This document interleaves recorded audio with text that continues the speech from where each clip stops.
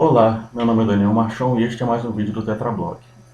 O assunto de hoje nós vamos falar sobre algo que muita gente desconhece e que talvez não seja ensinado o suficiente nas nossas igrejas, que é o princípio da exortação. Esse princípio está em Mateus 18,15, onde Jesus explica aos discípulos como chamar a atenção de um irmão. Isso é muito importante porque a gente está o tempo todo errando, sendo corrigido e aconselhando o irmão. Mas nós precisamos saber como fazer e talvez porque o texto seja pequeno, ainda que seja uma instrução muito clara, ele com frequência é ignorado, ou não é ensinado como padrão a ser seguido nas igrejas. O texto de Mateus diz assim nos versos 15 a 17. Se o seu irmão pecar contra você, vá e a sós com ele mostre-lhe o erro. Se ele o ouvir, você ganhou seu irmão. Mas se ele não o ouvir, leve consigo mais um ou dois outros, de modo que qualquer acusação seja confirmada pelo depoimento de 2 ou 3 testemunhas. Se ele se recusar a ouvi-los, conte à igreja, e se ele se recusar a ouvir também a igreja, trate-o como pagão ou publicano. Observe que nesse texto Jesus descreve como lidar com alguém com quem você tem qualquer conflito. Isso resolveria inúmeros problemas, porque existem muitos conflitos na vida, na igreja, na família, etc. E a igreja tem estado no meio de muitas polêmicas no mundo secular, político, cultural e etc. Jesus dá uma instrução clara e ética. Vale depois ler todo o capítulo, pois todo ele é uma lição sobre perdão, como lidar com divergências de forma sadia, algo que sabemos que na internet é muito raro. E infelizmente, um discurso público cada vez mais polarizado tem se tornado exceção. Uma forma de entender a questão é que existem críticas construtivas e destrutivas.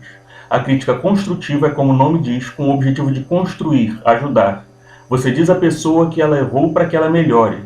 É melhor ouvida com compreensão e carinho. A Bíblia prima por críticas construtivas, pois se amamos ao próximo como a nós mesmos, devemos corrigir como gostaríamos de ser corrigidos quando nós erramos. Além disso, o objetivo bíblico é que toda alma se salve. Nenhum ser humano é inimigo, pois nossa luta não é contra carne nem sangue. Então devemos procurar, amando até os nossos inimigos, cuidar que estejamos buscando o bem deles, mesmo numa ação de crítica ou repreensão. Já uma crítica destrutiva é feita com o intuito de destruir, acabar com a autoestima, fazer a pessoa desistir, não fazer com que ela melhore, humilhar ou tentar se colocar como superior sobre o outro. Talvez abalar psicologicamente um adversário numa competição para que ele fique nervoso e tenha uma atuação pior. Ou seja, o objetivo é prejudicar, ou nem sempre esclarecer a verdade, mas fazer com que o outro pareça mal, ainda que isso não seja justo. Não nos cabe nenhum desses expedientes. Nosso objetivo é salvar e não destruir. Quem vem para matar e destruir é Satanás. Nós não temos inimigos de carne e osso, nossa luta é contra Satanás e seus anjos nas regiões celestes. Nós não queremos que os irmãos desistam, mas nós queremos encorajá-los. E se achamos que uma forma de ação não é a ideal, e por isso devem desistir, nós dizemos isso pensando no bem deles e para que não percam tempo. Jesus dá uma clara demonstração de crítica construtiva nesse texto. Um dos primeiros pontos que ele revela é conversa entre ti e ele somente. Ou seja, a ideia é você corrigir alguém seguindo a princípio em particular, de forma a evitar que a pessoa seja humilhada, se sinta constrangida ou seja intimidada. Até porque você espera que a pessoa concorde de maneira sincera. Em público, a pessoa pode não apenas ficar mais na defensiva por não querer ceder, mas também pode ser que ela ceda de maneira não sincera porque ela apenas quer convencer os outros. Você cria um custo ou um ônus na pessoa ouvir e mudar de ideia quando você tem uma postura acusatória.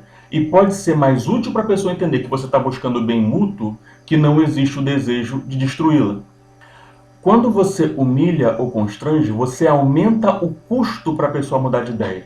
Já existe uma certa resistência, porque a princípio a pessoa pensava diferente de você, tinha um outro ponto de vista, outras informações, e ainda existe a questão do ego, que nem sempre é fácil de lidar. Quando você, em cima disso, ainda coloca pressão, é muito mais provável que a pessoa ceda de maneira não sincera ou que a pessoa fique na defensiva e faça questão de teimar. No versículo seguinte, a Bíblia diz que se seu irmão não te ouve, você deve buscar 2 ou 3 testemunhas. Isso tem vários propósitos. Primeiro, que as testemunhas devem ser, de preferência, pessoas que possam ajudar a arbitrar e gerar conciliação no conflito. Segundo, que pode ser que você é que esteja errado e precise mudar de atitude. Então as testemunhas podem ajudar ambos os lados a entenderem isso melhor, explicar a questão por outros ângulos ou reforçar o que seja fato e verdade para que cada um corrija aquilo que precisa. Observe que isso ocorre em diversos momentos na nossa sociedade. Temos juízes, testemunhos e júri em tribunais. temos o uso de terapeutas de casal, tanto a orientação de alguém mais experiente, quanto a mediação de quem entende melhor como estabelecer comunicação sadia, quanto a arbitragem ou decisão dada por alguém neutro ou de autoridade superior, podem ajudar a resolver o conflito, de uma maneira mais pacífica, evitando que ele escale para maiores proporções, agressões e por aí vai. Esse papel de conselheiro não é fácil de realizar, e não temos tempo nesse vídeo, mas há diversos perfis de especialista para orientar em cada tipo de conflito, e nos conflitos pessoais e na igreja em geral, há lideranças responsáveis por oferecer suporte e orientação, como líderes de célula, de jovens, pastores, etc. Vale lembrar também que a ajuda profissional como psicólogos e afim, ela não existia até mais ou menos o meio do século XIX e não se popularizou até a segunda metade do século XX. Então, se você pensar que há 2000 anos atrás esse papel que coubesse à igreja, fazia bastante sentido. Vale lembrar também que o aconselhamento em muitas igrejas, muitas vezes, carece do apoio profissional. Às vezes a pessoa não entende do assunto, embora seja um bom pastor, um bom pregador, um bom teólogo, a pessoa não entende de conflitos de casal, ou não entende de criação de filhos, ou não entende de assuntos de negócio. Então, fazer esse tipo de mediação, muitas vezes, se beneficiaria se a igreja tivesse pessoas que têm formação na área, seja assistente social, psicólogo, etc. E vale lembrar que não é só na igreja que esse tipo de orientação pode ser útil, mas em conflitos no trabalho, em relacionamento, buscar uma testemunha ou um aconselhamento pode ajudar muito a resolver um problema que você poderia ficar as duas pessoas batendo boca sem se entender, às vezes por anos a fio, desgastando um relacionamento. Só em última instância, Jesus fala que a pessoa seja disciplinada e que isso seja público, depois que tanto em particular quanto sob orientação ela não mudou seu comportamento, quando ela de fato está errada. Seja alguém que mente, faz fofoca, prega heresias, etc. E se a pessoa não ouvir a igreja, então que ela seja expulsa da congregação. É curioso que muita gente fala sobre o não julgar, no entanto, você tem um texto em que o próprio Jesus fala quando a pessoa deve ser expulsa da congregação. Embora exista sempre o objetivo de salvar, a igreja é lugar de arrependimento e cooperação. Se a pessoa não consente com as normas da congregação ou a orientação bíblica, ela será apenas um lobo em pele de cordeiro, daí a excomunhão se justifica. Mas observe a escalada, primeiro o sujeito é orientado em particular, de forma onde ele se sinta seguro, onde pode refletir por si, depois são chamados orientadores, que podem até mesmo dizer que o errado é o outro e auxiliam na resolução do conflito, muitas vezes oferecendo alternativas e formas de cada um ceder um pouco. E tornar o caso público é literalmente a última alternativa, quando a pessoa persiste no erro e rejeita qualquer correção ou orientação, inclusive dos anciãos da igreja. E esse passo é dado antes de uma excomunhão ou exclusão, justamente para que seja esclarecido, diante de toda a igreja, por que aquele indivíduo está sendo excluído, que ele é um risco àquela comunidade de fé, agindo em rebeldia, para que ele não difame a igreja com fofocas depois. Ou seja, até quando você chega a esse processo de exclusão, é esperado que haja o máximo de transparência e que seja, inclusive, esclarecido à igreja que esse foi o último recurso. Outro ponto importante desse espaço é que, além de corrigir em particulares somente como satisfação à comunidade, em última instância, ainda é necessário que o problema seja levado a público. Por exemplo, se você tem um caso de assédio sexual na igreja, você não pode só afastar o pastor e deixar que ele vá para uma outra igreja transferido sem que ninguém saiba que ele é uma ameaça, sem que ele tenha confessado ou até mesmo prestado contas às autoridades da lei dos homens com relação ao crime que ele cometeu. Então, é uma necessidade também para a segurança da congregação quando você divulga o porquê. Inclusive, se o cara se achar que é injustiçado, que isso tenha sido esclarecido para todo mundo e não viaje via rádio corredor. Repare que nas redes sociais ocorre o oposto. Até porque o debate já é público, toda repreensão leva imediatamente a retaliações, punições, cancelamento, etc. Não há quem ajuize a questão, nem direito de defesa, não há presunção de inocência, não existe proporcionalidade da pena, e constrangimento, ameaças, ofensas, intimidação são as primeiras coisas que ocorrem. Não é para menos que os debates nesses espaços são, em geral, tão pouco construtivos. E, obviamente, que no meio do tiroteio ninguém se sinta seguro, ninguém se sinta confortável para mudar de posição. Embora algumas pessoas prefiram se desculpar ou evitar o problema, também nem sempre isso adianta, o que nos leva ao restante do capítulo de Mateus 18. Logo após esses 3 versículos, vem um dos mais famosos da Bíblia, com Jesus explicando o perdão, nos versículos 21 e 22. Então Pedro aproximou-se de Jesus e perguntou: Senhor, quantas vezes deverei perdoar a meu irmão quando ele pecar contra mim? Até 7 vezes? Jesus respondeu: Eu lhe digo, não até 7, mas até 70 vezes 7. Jesus estabelece não apenas a forma de correção, mas imediatamente a necessidade de estender a possibilidade de perdão e dar outra chance. Não apenas uma segunda ou terceira chance, mas alegoricamente infinitas oportunidades. Comento sobre esse texto no vídeo Reflexões sobre o Pai Nosso, mas aqui posso falar um pouco mais sobre ele. É interessante também que esse pedido, como quase todo pedido na Bíblia, é condicional, quando você pede, perdoai como temos perdoado. Isso dialoga diretamente com a parábola do credor incompassivo que está em Mateus 18, de 23 a 35. Ou seja, logo depois dos 70 vezes 7, Jesus ele dá esse exemplo. Nessa parábola é descrito um oficial do rei que devia uma fortuna e é perdoado. Mas logo depois sai e encontra um vassalo que deve a ele uma quantia muito menor e quer receber de qualquer jeito. O rei condena aquele que tinha sido perdoado de uma grande dívida, não por ter uma grande dívida, mas por não perdoar a dívida menor do seu concidadão ou do seu co-irmão. O que é curioso aqui é que não importam o tamanho das dívidas ou do pecado, ele tem perdão desde que você perdoe. Isso, se você parar para pensar, é muito bom negócio para a gente. Quando as pessoas olham para Deus como julgador, não só esquecem que ele já pagou a nossa dívida de pecado pela graça no sacrifício de Cristo Jesus, mas a condição que a gente tem para ser colocado debaixo dessa graça é extremamente mais simples de ser cumprida do que tentar restituir tudo aquilo que a gente causou de dano através dos nossos pecados, algo que virtualmente é impossível. Esse texto também tem relação com a pergunta de Pedro: Senhor, quantas vezes perdoarei o irmão que me ofende? Até 7? Jesus disse 70 vezes 7. E Jesus fala isso não dando uma medida para ser contada, que seriam 490, mas sim dizendo que devemos perdoar sempre. As misericórdias do Senhor se renovam a cada manhã. E se a gente tem que perdoar, a gente pede perdão como perdoa e vice-versa, então a nossa misericórdia também tem que se renovar a cada manhã. Na parábola do credor incompassivo, é dito que o credor incompassivo devia ao rei 10.000 talentos. O talento é uma unidade de medida de peso que equivale a 32 quilos. Esses 32 quilos é o talento romano. Existem também diferentes para o talento grego e talento babilônio. Com a grama do ouro hoje na casa dos R$300, quando eu terminar de lançar esse vídeo já deve ter aumentado, porque o dólar continua subindo, mas com a grama do ouro na casa de R$300, um talento valeria o equivalente a R$9.968.075. A gente pode arredondar isso para R$10 milhões. Era um único talento. Só que o credor incompassivo devia 10.000 talentos. Ou seja, então 10.000 talentos, 1.000 vezes 10 milhões vai dar 10 bilhões, vezes 10 de novo vai dar cerca de 100 bilhões de reais. E isso é um valor obviamente impagável. Obviamente a gente está falando de uma parábola, mas alguns historiadores alegam que na época provavelmente uma dívida desse tamanho, 10.000 talentos, ou 320 mil quilos, ou seja, 320 toneladas de ouro, nem toda a província da Judéia teria esse valor à época. Mas se você pensar que Jesus estava exagerando de propósito, o que Jesus queria dizer era o seguinte: a dívida era impagável. E ainda assim ele foi perdoado.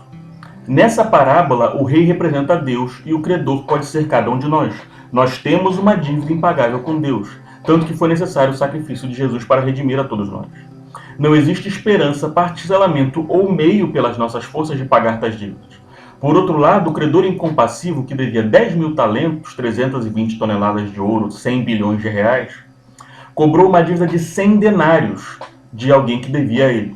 Um denário era o salário de um trabalhador braçal por um dia de trabalho. 100 denários seriam equivalente a 100 dias, ou pouco mais de 3 meses de salário mínimo. Nos dias de hoje, isso teria algo acima de 3.000 reais, 3.400, por aí 3.500. Que é uma dívida pagável. Não é pequena, mas não é uma dívida irreal de você pagar, de você parcelar. No entanto, o credor incompassivo queria receber integralmente. Veja, ele teve perdoado uma dívida de 100 bilhões e quis esfolar alguém por causa de uma dívida de 3.000, 3.500. Essa é a nossa condição em relação a Deus e a nossa condição em relação aos nossos irmãos.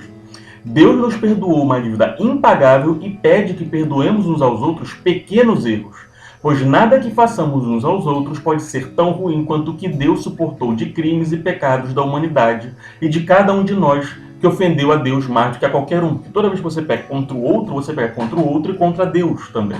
Então todo pecado ou perdão em relação ao irmão é algo duplo. Você pecou contra Deus e contra aquela pessoa. Agora, se Deus perdoou e ele é justo, porque eu, sendo também pecador e necessitado de perdão, não posso perdoar. Se o meu pai perdoou a ofensa do outro contra mim, por que eu não vou perdoar a ofensa do outro contra mim, que é menor? Agora, veja como no Pai Nosso uma coisa é condicionada à outra. Perdoa assim como nós perdoamos. A condição não é o valor da dívida. Eu perdoei 10 mil, então me perdoe 10 mil. Eu perdoei 100, então me perdoe 100. A condição é, eu tenho que perdoar coisas menores para ter assegurado um perdão por uma dívida impagável que eu tenho. Não é que eu possa cobrar uma dívida e ser perdoado, ou que eu perdoe na medida em que eu sou perdoado. Não, eu tenho a obrigação de perdoar infinitamente, como infinitamente eu fui perdoado. Ainda existe o texto que diz, à medida com que julgardes, serei julgado. Se eu não posso pagar a minha dívida, como vou negar perdão a outro? Se eu preciso de um perdão infinito, é melhor aceitar a anistia completa de toda a dívida e perdoar tudo que me devem, porque se eu cobrar tudo que me devem, eu ainda não vou conseguir pagar a minha dívida. O texto do credor incompassível vem logo depois de Jesus explicar não apenas a forma da exortação, mas também após explicar que há sim situações em que a pessoa pode ser excluída da igreja. Então perceba que existe um condicionamento. E qual a hermenêutica que harmoniza isso? Como é que você entende isso sem contradição? Um pouco de atenção na leitura nos explica condicional que esclarece a hermenêutica aqui. Jesus diz a Pedro, se teu irmão pecar contra ti e vier pedir o seu perdão. Ou seja, admitir o erro, perdoa. Já no caso do versículo 17, onde o irmão excluído da igreja diz, e se mesmo assim não ouvir a igreja, ou seja, aquele que não se arrepende e não quer mudar de comportamento, esse deve ser excluído.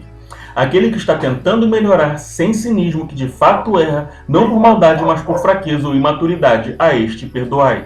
Aquele que não se arrepende, você até deve liberar o perdão para ele, porque você não tem por que ficar guardando mágoa. Mas você, uma vez que ele não se arrepende e pode repetir o delito, então você tem sim o direito de se reservar um afastamento por preservação.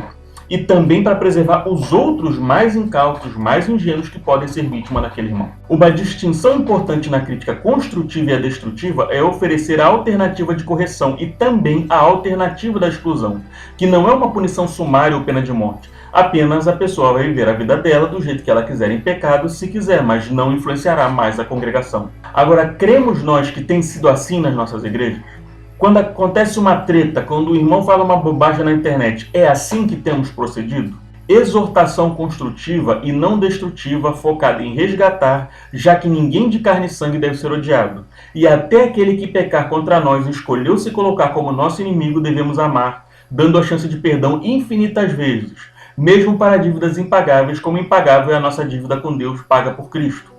Primeiro exortando em particular, depois sob aconselhamento sábio e adequado, e em última instância em público, e mesmo ali, não para humilhar, com a chance de perdão, e mesmo ali não para destruir, mas com satisfação e transparência à congregação em relação ao processo disciplinar e desejando ali a regeneração ainda do infrator. E caso haja arrependimento e persistência na tentativa de melhorar, que perdoemos infinitamente. Tem como a gente dizer que essa é a nossa prática, sendo essa a instrução bíblica sobre disciplina e correção? Podemos dizer que essa é a forma como abordamos os conflitos nas redes sociais?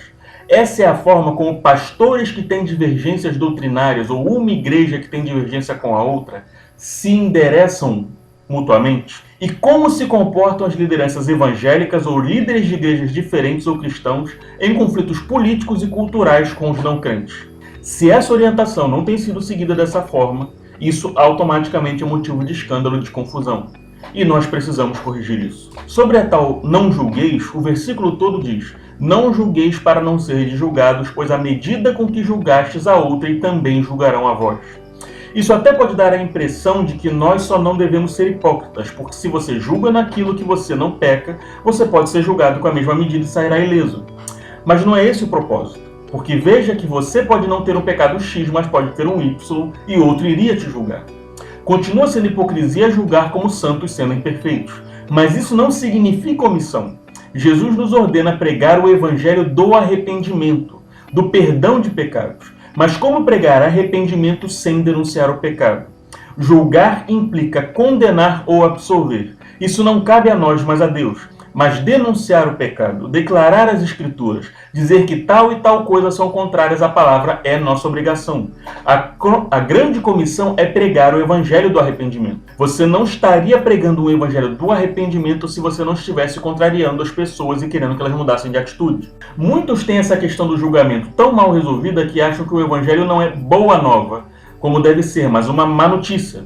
Poxa, sem o evangelho eu não saberia que era pecado, então eu estaria inocente, eu podia estar continuando pecando feliz à vontade. Por que então não seria melhor deixar o cara na ignorância? Porque o pecado não é um benefício, ele traz consequências. O que ocorre na ignorância é que a pessoa pode não ser imputada o pecado da parte de Deus, mas ainda sofre as consequências na terra. Isso acontece, por exemplo, com o caso da estultícia, que são os falsos ensinamentos, eu cito as estultícias no outro vídeo aqui, em que a pessoa ela acredita em alguma coisa que é um axioma falso, que é um princípio falso pelo qual viver. Se o cara acredita que homem tem que ter uma amante, ele pode até não sentir culpa por isso, mas ele está gerando dano para os outros por pensar dessa forma. Então você denunciar o pecado também faz parte da educação que esclarece para coibir a violência, ou para coibir o conflito, ou para resolver o problema. Aqui mesmo a gente está falando de uma exortação sobre como exortar e corrigir. E se você for para pensar quantas pessoas podem não estar pecando porque não sabem que corrigir dando bronca ou de forma destrutiva é errado, o fato é que elas ainda estão pecando e ainda estão gerando dano para as pessoas que elas estão fritando, corrigindo de maneira destrutiva sem saber a maneira correta de exortar. Vale lembrar ainda que, embora a mentalidade mundana foque no juízo como má notícia do Evangelho, as restrições morais que carregue, etc., o juízo não seria escapável, assim como não são as consequências do pecado.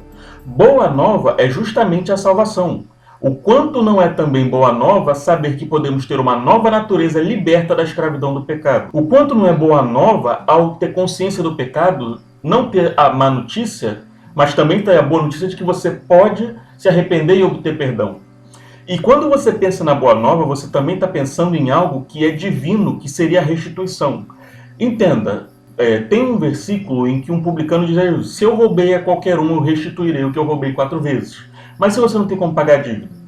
E coisas que você disse ou fez que não tem como você voltar atrás e se arrepender. Seu pai morreu sem você estar falando com ele. E você não tem mais como pedir desculpa e dizer as coisas que você não disse. Você matou alguém, você não tem como trazer a pessoa de volta à vida. A ideia de perdão infinito também cobre a ideia de perdão para coisas que a gente é incapaz de fazer a reparação. E como nós somos incapazes de fazer a reparação, muitas vezes o remorso devora a pessoa até o fim da vida. A ideia de que aquele dano, até mesmo, por exemplo, para com alguém que morreu, pode ser restaurado na eternidade, porque aquela pessoa pode ser salva, e de que o seu pecado também tem solução, de que no além existe a possibilidade de ajuste de contas em muitas coisas que é impossível você fazer ajuste de contas na Terra, isso também é uma boa nova. Para qualquer um que esteja sinceramente arrependido de ter cometido um pecado grave, não apenas se sente mal porque foi pego e vai ser punido, mas porque a pessoa realmente pensa: cara, eu queria voltar atrás e nunca ter feito aquilo, nunca ter dito aquilo. A ideia de uma boa nova, da possibilidade restaurativa em relação a algo que você é incapaz de reparar com as suas próprias mãos, é algo extremo, é literalmente redentor. E essa é a mensagem do Evangelho. Isso também é uma boa nova. E, infelizmente, muitos crentes e muitas igrejas pregam algo alheio a essa verdade. Eu não sei como é que tem crente que diz que bandido bom é bandido morto. Se fica claro na palavra de Deus que o desejo dele é salvar a todos e que ninguém se perca. Qual o sentido do crente expulsar um filho de casa por ele ser homossexual? Se Deus quer salvá-lo, como você vai expressar amor abandonando quem está sob a sua responsabilidade? Denunciar o pecado e punir e julgar o pecador são coisas completamente diferentes. E a Bíblia ela deixa isso muito claro no texto que diz: a ira do homem não opera a justiça de Deus. Então você respeita o livre-arbítrio, alertando para que a pessoa se arrependa e entre em conserto com Deus. No entanto, ainda que você denuncie o pecado, você nunca leva à prática a ação, não por motivo eclesiástico, de punir ou de agredir o sujeito como uma forma de tentar fazer justiça com as próprias mãos. Você deixa o julgamento a cargo de Deus.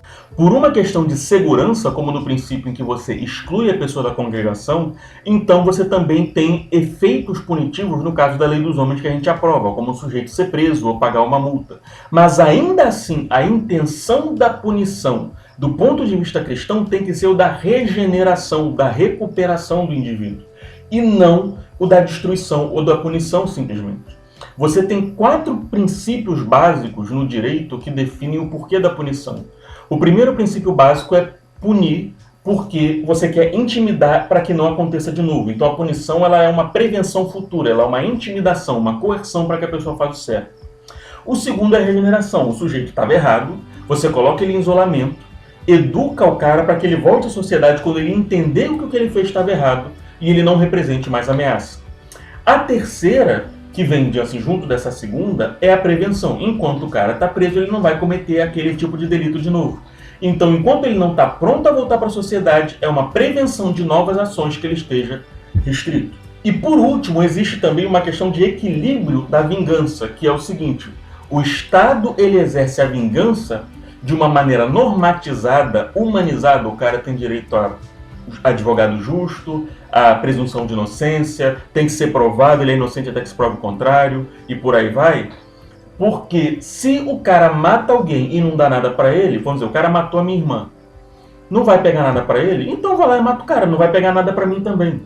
A sociedade ela vira um bang-bang se toda ação é seguida de uma retaliação por violência igual ou proporcional. Então, para você evitar que a sociedade caia num bang-bang, o Estado chama para si a exclusividade da punição, a exclusividade do julgamento, lembrando que o Estado ele é representativo da vontade popular, com leis que são definidas por pessoas que nos representam, eleitas pelo voto, e o Estado ele normaliza essa penalidade para que ela seja o menos brutal, o mais humana possível. E quando a gente advoga contra a humanização da pena, quando você fala do estuprador, esse vai virar mulherzinha na cadeia, não é essa a intenção. Entendeu? O cara que cometeu uma violência sexual, passar anos sofrendo violência sexual numa cadeia, não vai torná-lo um indivíduo melhor, não vai regenerá-lo, não é uma expressão da vontade da justiça de Deus que perdoa, na verdade, é a ira do homem que não opera a justiça de Deus porque cria uma atrocidade, às vezes, pior do que a injustiça. O cara cometeu um delito e você cometeu uma violência 10 vezes pior contra ele, como punição, como intimidação, mas você praticou uma violência pior do que aquela que você está querendo punir. Então, num ordenamento cristão de justiça, cujo foco é o perdão e o resgate, não cabe esse nível de punitivismo, esse fetiche punitivista.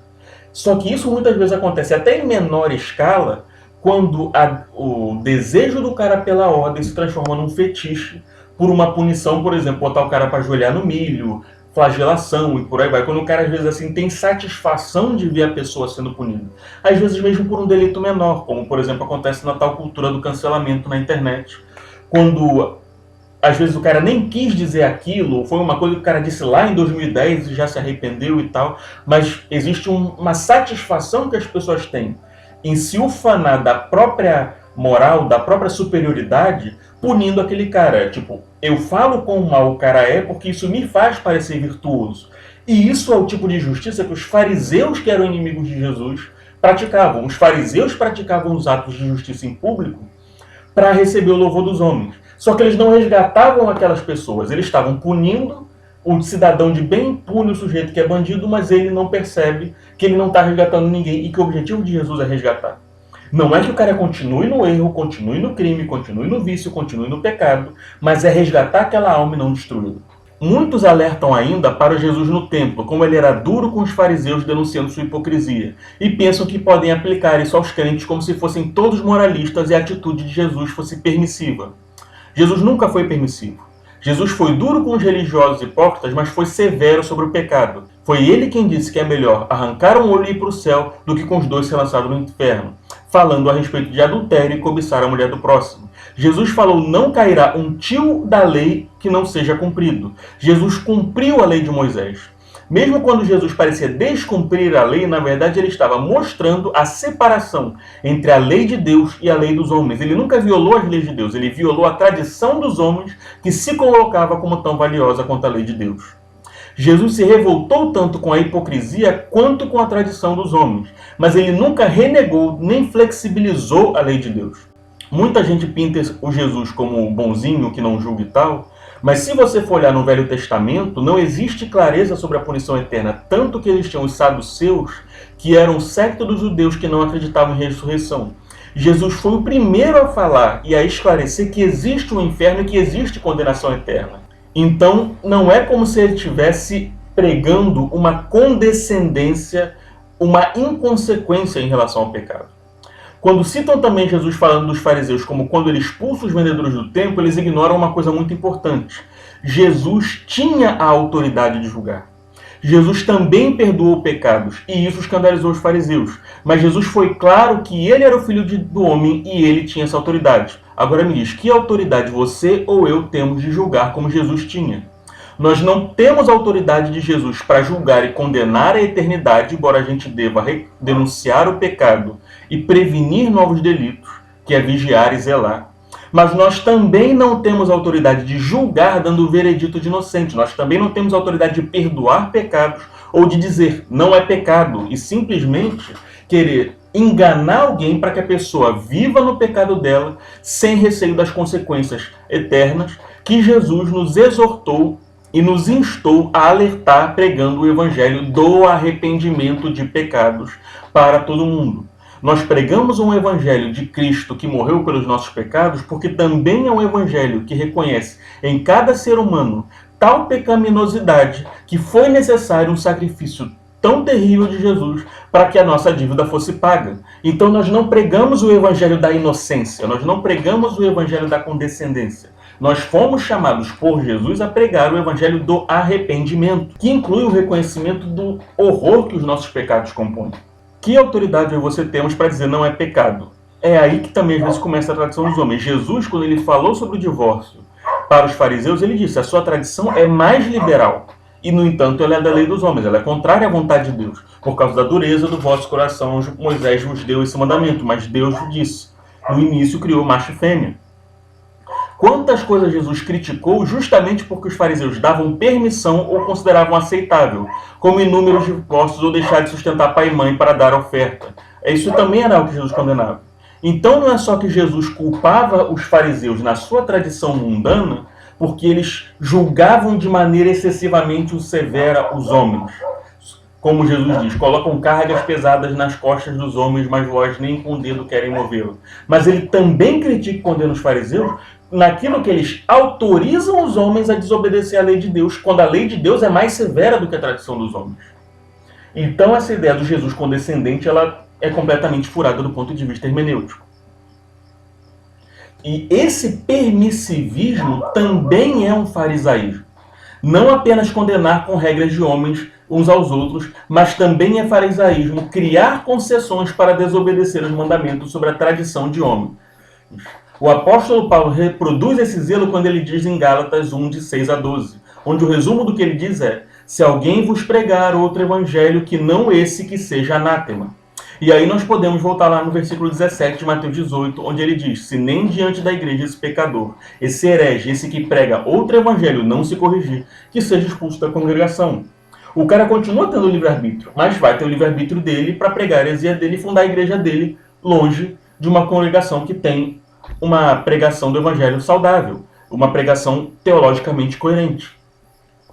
Uma última observação que eu quero fazer sobre a exortação é um texto que diz assim em Mateus 12, 20. Citando Isaías, a Bíblia diz de Jesus: ele não esmagará a cana quebrada, nem apagará o pavio que fumega. Isso é uma citação que tem contexto, em que as crianças de Israel, por vezes, faziam como se fosse uma flauta de cana. Elas faziam uns furos na flauta, mas quando a cana rachava, eles esmagavam a cana, porque aquilo não valia nada, então ele jogava fora e pegava outro. Ainda daria para aproveitar, mas como era uma cana, uma coisa muito banal, o bambu, era mais fácil jogar fora e fazer outro. E o pavio que fumega é aquele restinho que ainda tem alguma chama, mas que vai se apagar logo naquele fio de vela. Nessa metáfora, quando diz que Jesus não vai apagar ou jogar fora a cana quebrada, ou o pavio que fumega, está falando de mim e de você que somos pecadores, mas que ele ainda pode restaurar. E fala do pavio que fumega, ele fala do que pode aparecer no fim, mas ele pode renovar e não vai destruir. Uma outra interpretação é que já que Jesus intenta restaurar e não destruir, mesmo aquele que é reto, que está acabado, que está no seu final, Jesus não humilha quem está abatido. Jesus pega leve, ele prega misericórdia. Meu jugo é suave e meu fardo é leve. Se refere a dar consolo ao abatido. Mas em 1 Pedro 5,5, isso fica claro quando Pedro diz assim: Deus humilha os soberbos, mas dá graça aos humildes. Muita gente inverte ou entende errado a postura de Jesus em relação aos fariseus ou em relação ao povo. Como se Jesus estivesse mais preocupado em fazer alguma revolução de ordem social, quando ele deixou bem claro que não era isso o reino dele, porque o reino dele não era essa terra. E como se por puro, digamos assim, socialismo, Jesus criticava os ricos e andava com os coxos, as prostitutas, os pobres, os cobradores de impostos. Mas Jesus nunca aprovou esse modo de vida deles. Ele sempre disse, os doentes é que precisam de remédio e não os sãos. Ou seja, ele reconheceu que quem estava em pecado precisava de resgate, tanto que ele precisou morrer por nós. E a preferência não era de ordem social. Quando Jesus andava com os publicanos, os cobradores de impostos, eles eram ricos. Então Jesus andava com os pecadores, tanto ricos como pobres. E Jesus criticava os pecadores, tanto ricos como pobres. Tanto que alguns pecadores pobres, como a mulher samaritana, que ele denuncia o pecado dela para ela. Não porque ela é rica, não porque ela está numa posição social privilegiada, mas porque ela está em pecado. O que distingue a forma como Deus se aproximava tanto dos fariseus, que eram pecadores, quanto dos pobres, que eram pecadores, era a condição com que cada um se portava. Ele não apagava o pavio que fumega, ele não esmagava quem já estava por baixo, ele não humilhava aquele que era humilde, fosse ele pobre ou rico. Não humilhava o que já era desvalido, a esse ele dava esperança. Então, tanto o Jairo, que era um oficial de alta patente, mas demonstrou humildade, quanto o jovem rico, que também era um jovem rico, e que chega diante de Deus com humildade, ele trata com respeito. Ele exalta os humildes. No entanto, aqueles que são soberbos, aqueles que resistem à correção, aqueles que são rebeldes, com esses Jesus pega pesado. E isso aconteceu tanto com os fariseus, tanto com o povão. Quando o povo de Cafarnaum tenta expulsar Jesus da cidade, tenta derrubar ele de um precipício, quando o povo diz que esse discurso é duro, quem o pode resistir no Sermão do Monte, Jesus está falando com o povão, Jesus está falando com os pobres. Então ele resiste aos soberbos, independente de condição social. E ele dá graça aos humildes, independente de condição social. O fundamental ele é duro com aquele que não quer ouvir a palavra para se arrepender, porque ela precisa entender que ela está errada e se arrepender. E aquele que já foi humilhado pelo seu pecado, aquele que já vem em arrependimento, aquele que já vem em humildade, a esse Jesus trata com misericórdia. Você não precisa dar uma bronca para alguém que já entendeu que está errado. Essa pessoa precisa achar um lugar de arrependimento, um meio de redenção, um caminho para se corrigir, para ser curada dos vícios, para poder ser restaurada e receber a possibilidade de restauração que para a lei daquela época não existia. Todos nós pecamos, todos estamos destituídos da glória de Deus. Todos precisamos de salvação, todos somos condenáveis. Por isso o Evangelho é recebido como boa nova por uns e estraga festas por outros. Ele é recebido como boa nova para os humildes em arrependimento, e ele é recebido como estragar festas para aqueles que se acham bons o bastante por si mesmos. Porque para o humilde que não tem nada, aquela novidade, a chance de redenção é tudo.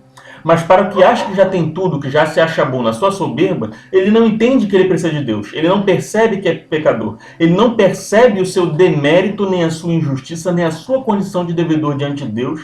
E ele ainda se considera injustiçado por um Deus mau, porque ele não percebe o dano que o seu pecado causa a ele mesmo ou a outrem.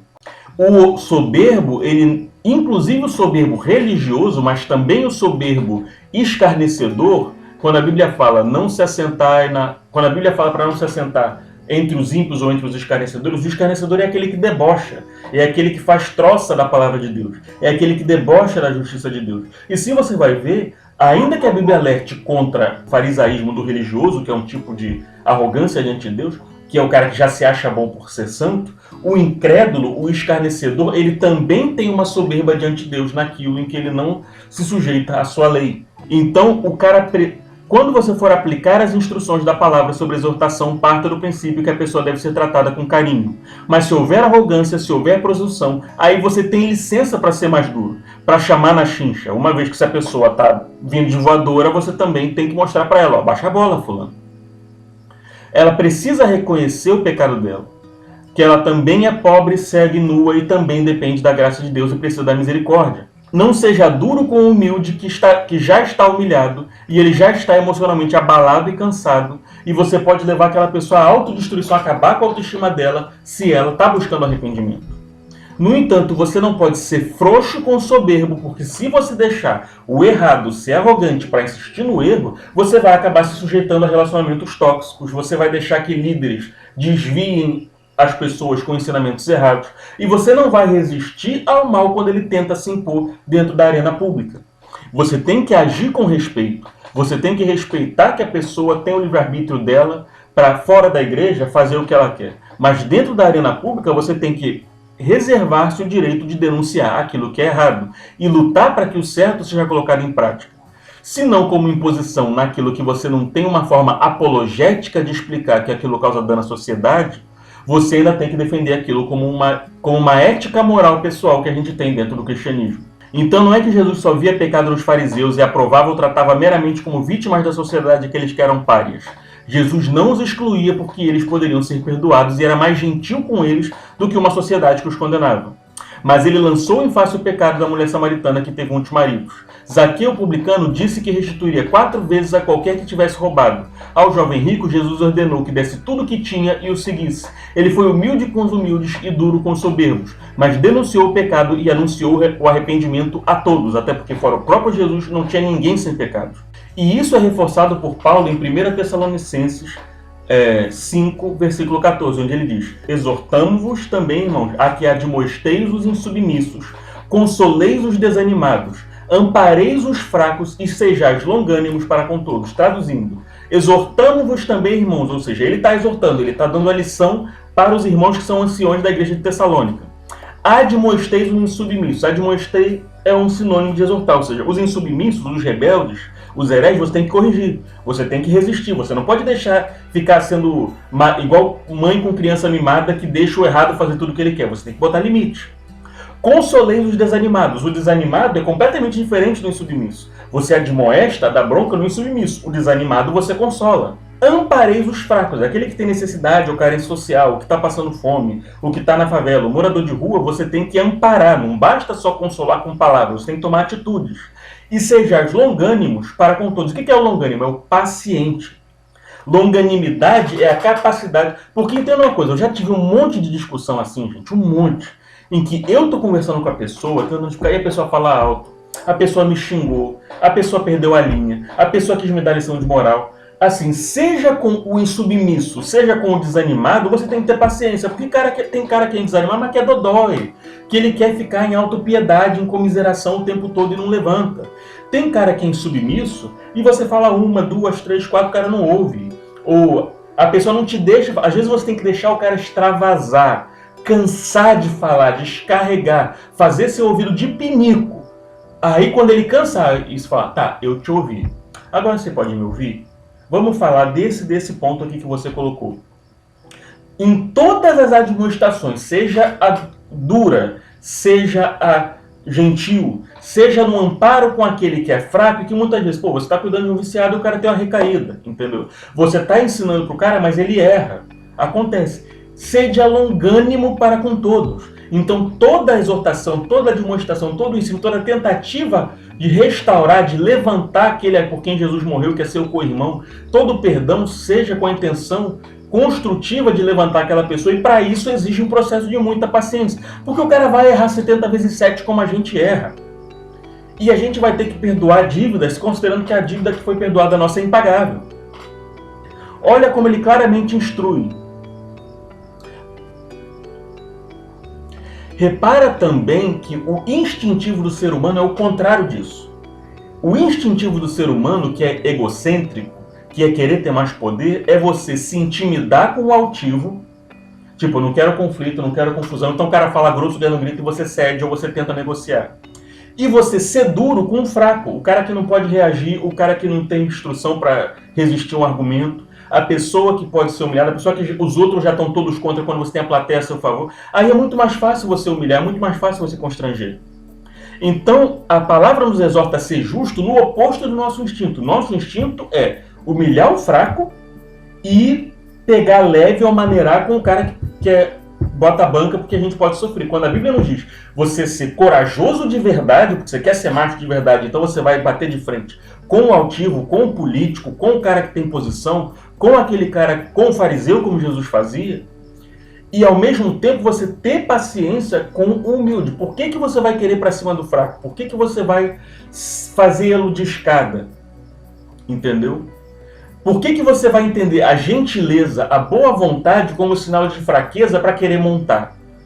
Esse instinto carnal ele tem que ser domado pelo fruto do espírito da longanimidade. E esse desejo egocêntrico carnal ele tem que ser domado pela instrução ética da palavra de como você deve tratar o outro, em função não do seu ego, da sua exaltação ou da sua preservação, mas em função da restauração do outro. A restauração do soberbo exige que ele tenha alguém que coloque limite para ele. A restauração do humilde exige o carinho para que ele possa ser reerguido e possa ser consolado. É comum também a pessoa diante do forte ser bajulador ou acanhado, né? Você não querer contrariar o chefe, tem um puxa-saco. E você também tem o cara que diante do fraco ele é desinteressado. É mais um morador de rua, é mais um coitado, quando na Bíblia manda a gente se importar com o sujeito. E muitas vezes você busca o favor do rico ou do poderoso e você negligencia aquele que você pode ajudar. Você pensa, poxa, eu queria ter uma Ferrari e eu não consigo.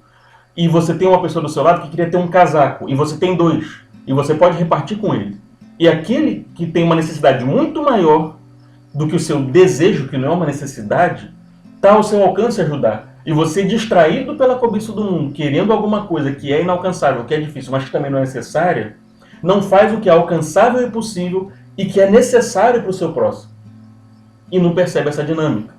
Então toda essa lógica de olhar para cima e para baixo, por assim dizer, que existe uma hierarquia para cima e para baixo na ordem social, mas ela não existe diante de Deus, diante do qual somos todos pecadores carentes de graça e arrependimento, é algo de que a gente tem que se desintoxicar.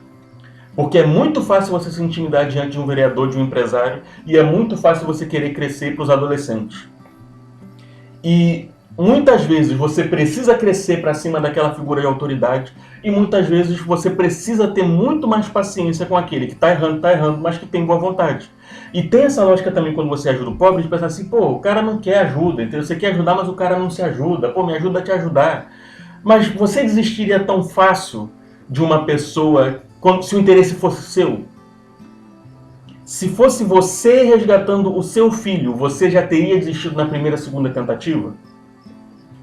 Se fosse você o necessitado e você conseguiria suportar uma situação em que um único erro já seria o suficiente para você nunca mais ter outra chance? Sendo que nós somos diante de Deus os necessitados que precisam de infinitas chances de perdão diariamente?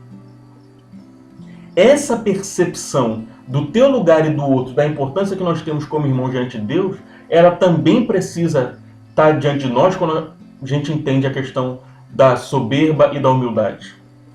Eu realmente gostaria que isso fosse entendido e praticado nas igrejas. Gostaria muito de não ver mais gente sendo escandalizada e se desviando por ter sido humilhada ou corrigida de forma excessivamente dura ou pública sem necessidade. Gostaria igualmente que heresias não fossem tão populares e ninguém iludisse aos outros pregando um outro evangelho de tradições de homens, sejam tradições repressoras ou permissivas, que quer tirem, quer acrescentem algo aos mandamentos, por qualquer outro evangelho que não de Cristo seja anátema. Gostaria muito que houvesse esse discernimento entre líderes, especialmente, e nas redes sociais, que não cabe crente batendo boca, debochando, ofendendo, nem o descrente, muito menos uns aos outros.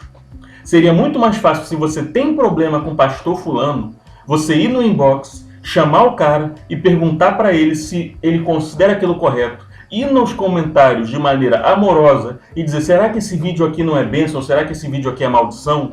Ao invés de você pegar um print, jogar, olha esse babaca aqui pregando heresia, esse cara que é vergonha do evangelho e tal.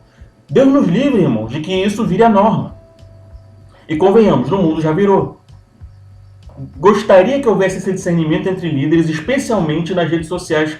Então, quando você estiver diante de alguém que você considera um líder ou um herege em rede social, ou na sua igreja, eu te pergunto, você já conversou com ele em particular? Você já procurou um aconselhamento e falou, não, fulano, vamos fazer uma live. Eu vou chamar o pastor fulano, o pastor Beltrano, que são especialistas nesse assunto, entendeu? Esse cara fez o PhD em teologia dele sobre a história do Novo Testamento, ou esse cara conhece esse significado aqui no original, no grego, entendeu? Neotestamentário. Vamos resolver isso aqui, entendeu? Mas vamos fazer isso com um aconselhamento, ao invés de ficar um batendo boca com o outro. Eu não tô, ainda que problema público seja levado a público, já tenha começado em público, às vezes é possível resolver isso em particular e depois evitar o escândalo. Eu lembro de uma vez que dois comentaristas da ESPN bateram boca no ar, Foram para o intervalo, voltaram no programa seguinte, dando uma declaração: ó, isso acontece, a gente se desdeu, a gente se respeita e tal, tal, tal, porque eles não queriam acirrar ânimos, porque eles tinham a responsabilidade de que, ao acirrar ânimos sobre clubismo, isso não deixa de ser também um mau exemplo, considerando que a gente tem briga de torcida no Brasil. Então, tipo, a gente teve um problema em público. Cara, vamos em particular, esfriar a cabeça e conversar. E depois eles levaram pro público de novo: olha, a gente se resolveu, eu pedi desculpa, ele pediu desculpa. Isso é muito melhor do que o bate-boca seguir em público. Ok? Então, irmão, quando eu entro em grupos de teologia, eu fico muito decepcionado, que às vezes eu vejo o mesmo nível, o mesmo linguajar que você tem em bate-boca sobre futebol. Um xinga o outro, é falácia de autoridade. Não, porque esses tradicionais são uma geladeira, eles não têm fogo. Não, esses pentecostais, esses pentecas são tudo herege. Esses neopentecostais estão acabando com a igreja evangélica. Para mim isso é bode, isso não é ovelha. Eu já ouvi isso, irmão. Em grupo que era só de crente. Eu quase desisti de ficar em alguns grupos de teologia que basicamente só o que tem é uma pessoa falando mal de igreja do outro e o outro se ofendendo. Como que nós vamos ser igreja como noiva de Cristo para fazer diferença nesse mundo, se o que mais ocorre entre nós é bate-boca? Se a gente não consegue se resolver, como é que a gente vai atuar na arena pública com os de fora de maneira coerente? E você ainda tem, às vezes, aqueles caras que são puxa-saco de teólogo fulano, de pastor Beltrano, que colocam os caras como acima de qualquer suspeita. Olha, se a crítica é construtiva, se a crítica é com o sentido de esclarecer, não tem que ficar idolatrando ninguém, colocando o cara como infalível não, irmão. Então tem que denunciar sim quem é anátema, mas a intolerância que se tornou norma no meio secular impregnou o interior da igreja, e hoje o povo trata tudo como se fosse questão de vida ou morte, é o tal do cancelamento. Ou você é contra o aborto ou você não é cristão de verdade. Ou você é a favor do aborto ou você não é cristão de verdade. Irmãos, por favor, que edificação um mexerico desses eu ou um pensamento intolerante desses vai trazer? Eu vou falar sobre assuntos polêmicos que existem dentro da igreja em outros termos, mas eu vou dizer para você, existe uma coisa que eu também vou falar isso no vídeo sobre lógica, que chama questão disputável. A questão ela não é pacificada, tipo, a Terra é redonda ou a Terra é plana. Existem questões em que você pode discutir por N vertentes se o melhor resultado é A ou B. Na verdade, existe o caminho A, B, C e D e por aí vai. Então você querer dizer que é seu inimigo todo mundo que não concorda com a hermenêutica específica X, isso é sectarismo, isso não ajuda. E eu vou fazer um vídeo falando sobre populismo, sobre demagogia, sobre sectarismo, sobre polarização, mas assim, eu quero falar que dentro da igreja isso já é um problema. E é um problema que precisa ser resolvido. A gente precisa estender muito a amplitude da nossa tolerância para, no mínimo, conseguir conviver com irmãos de outras igrejas sem que divergência de doutrina entre arminiano e calvinista faça o cara dizer que o arminiano é herege e tem que se converter, ou vice-versa. Enfim, pessoal. Eu falei de alguns assuntos aqui, eu falei sobre o princípio da exortação, sobre a necessidade de que a crítica seja construtiva, que o objetivo seja resgatar o próximo, sobre algumas discussões que infelizmente têm sido infrutíferas dentro das igrejas, sobre isso talvez já como consequência de que esses princípios de exortação não estejam sendo seguidos, sobre o fato de que para você falar de exortação, que é corrigir, você primeiro precisa fazer de certo e errado ou correto. Então acho importante esclarecer que uma visão bíblica sobre Jesus, ela não é uma visão nem condescendente, nem tampouco uma visão opressora, mas é uma visão de perdão infinito para pessoas que não merecem. E esse é o evangelho da graça.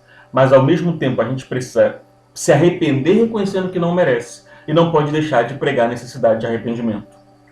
Você que gostou do vídeo, dá like. Se puder apoiar nosso trabalho, eu agradeço. Tem o Pix ali embaixo. Queria ofertar, mas não pode, achou edificante, compartilha. Você que acha que pode ser edificado por essa palavra, se você também gostaria de ver isso aqui, essa direção bíblica sendo seguida por cada web crente, cada formador de opinião e influência cristão, talvez por alguns também que não são cristãos.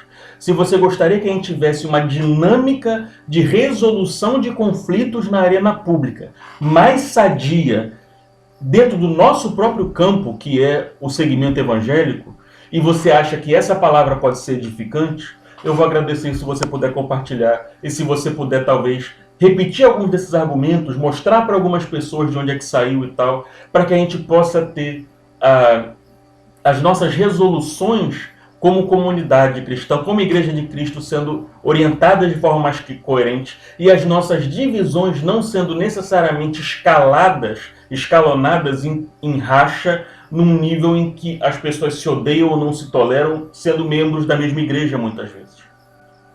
Tá?